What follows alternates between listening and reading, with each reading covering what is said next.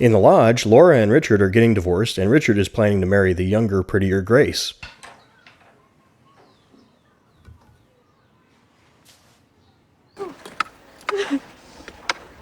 Oddly enough, Richard is played by Thorin from The Hobbit, who was in the last movie I reviewed, so maybe he's in every movie now, I don't know.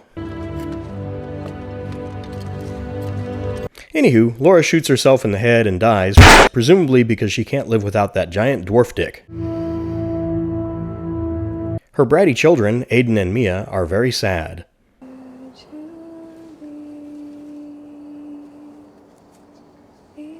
Richard seems unmoved, presumably because he's banging Grace, played by the reasonably attractive Riley Keough.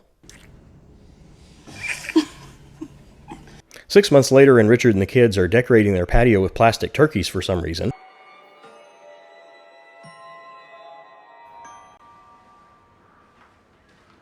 And are planning a Christmas trip to the lodge with Grace, who the horrible kids hate because they blame her for their mom's suicide and because she used to be in a cult that their dad wrote a book about. You left Mom for a psychopath. Also, the cult's leader looks like Michael Chabon, but less crazy. So it wasn't my first time doing something so collaborative, but to the extent and for the length of time that it took to make the first season of Picard. When the kids aren't searching their father's office for evidence of Grace's craziness, they creepily play with the daughter's creepy dollhouse, which is filmed very creepily.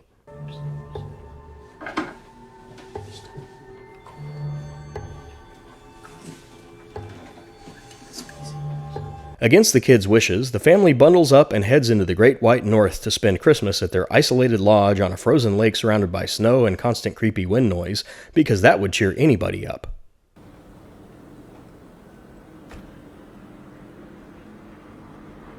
Also, the lodge features some creepy-ass paintings, highlighted by creepy camera movements and creepy music.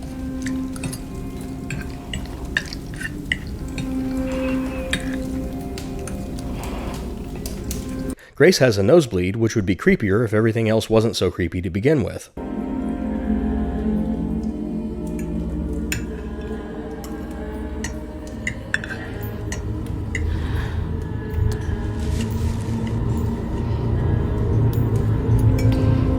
The next day, Thorin and Grace try to have fun on the frozen lake, while the stupid fucking kids nearly get Grace killed.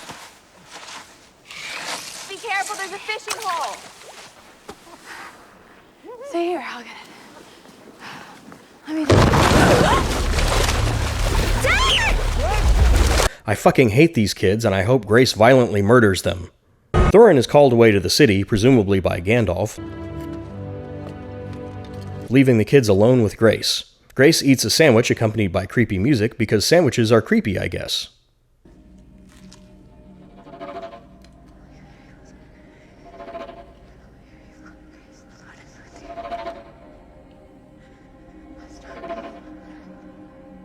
Aiden spies on Grace in the shower. I approve.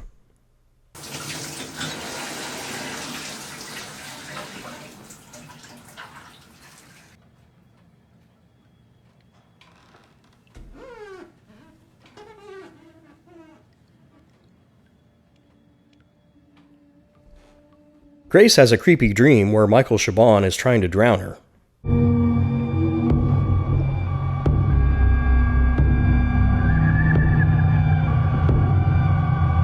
It really was a totally different experience, and I think that's part of what made it so fun for me. When she wakes up, stuff is missing from the cabin, including Grace's anti-psycho pills and dog. Aiden! Mia! Where are my things? I need my pills. Where are my pills? The generator goes out, and everyone is very cold. Creepy things happen.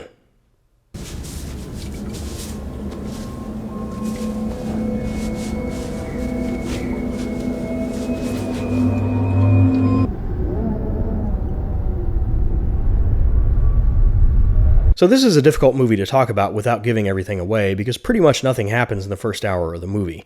There's a very slow build-up to the revelations at the end, on which the entire movie hinges. This can be well done, such as in Ty West's House of the Devil.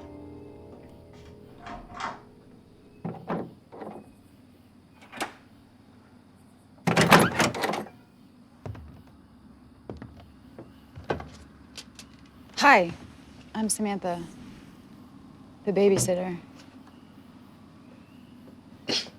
But where that movie used the bulk of its running time to create memorable characters and slowly build a relentless tension, The Lodge falls pretty flat for most of its run. The characters are bland, and their activities through the first half of the movie are banal, even though the creepy music and creepy photography try to convince us otherwise. The style of creepiness is present, but the substance of creepiness is missing until at least the third act. I will say the last 20 minutes deliver a pretty good punch, and it does provide a solid twist that doesn't come from out of nowhere. Is this enough to make up for the tedium of the other 88 minutes? Probably not, but I'm jaded and cynical, so others might reasonably feel otherwise. But fuck them, this is my show, so I'm going to give it 3 out of 5 stars. It did have Riley Keough in a good old-fashioned naked shower scene with an underage boy watching, so you gotta give it credit for that.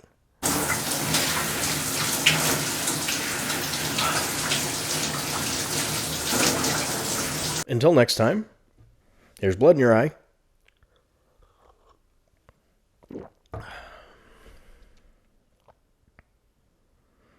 Actually, it's cran grape. My doctor said I had to cut back on the blood right before he died.